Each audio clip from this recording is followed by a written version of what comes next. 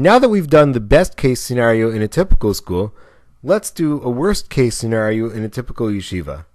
Not all factors are true on either side of the spectrum all the time, but we're doing extremes for illustration purposes. Unfortunately, a yeshiva does not enjoy some of the advantages of a typical school. Federal and municipal money, they're a private school and a parochial one to boot. They receive minimal funding at best. Tuition, they do charge tuition. However, this is not a choice for many parents. This is a religious necessity. They have to accept kids of families which are large and have moderate income, and they wind up writing many scholarships.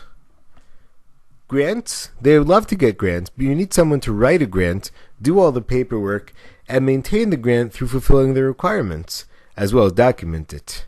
There is no time, money, or space to even start with these. What do they rely on?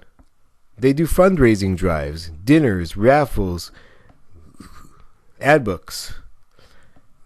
They do private solicitation from donors. And they cut costs, as in the old copier still works, kind of, mostly. With that type of funding, a yeshiva has to accomplish a lot more. As opposed to one set of education and preparation, they have two: religious education, preparing for advanced yeshivos; secular education, preparing their students for college or vocational school. They may also have a dormitory, which is a whole enterprise into itself. They are doing their own fundraising and budgeting, which weighs and takes time from everything else. They have to relate to the community. They are reliant on the community's goodwill for their existence and recruitment. They have to find their own students in order to be sustainable. What is the motivation of a yeshiva student to do well in secular studies? Is it the mission of the school? Minor compared to the religious studies. Accomplishment? Intellectual stimulation? He's already getting that in the morning. Preparation for college. First of all, his main ambition is acceptance to a top yeshiva. And he may never wind up attending college. Need for a diploma? Yes, there are some practical ramifications that will make his life easier. To impress his friends and family, they're looking at how well he's doing in religious studies. In fact, they'll joke around with him about the trouble he made during English. Their environment in the secular studies department of yeshiva is not that learning conducive either. Rather than classes of kids on the same ability, kids are admitted on their ability to learn Talmud, not on their ability to solve an algebraic equation or write a paragraph. You can have great disparity within the same school or the same class. The day is long. It can start at 7:30 in the morning and go until 10 o'clock at night. Of that long day, the secular classes are always during the afternoon. The circadian rhythms of a teenager are lowest between 2 and 5. Generally, secular studies start and are mostly during that period. The facilities are adequate. Mostly you'll have the equipment that you need, and often we have to improvise.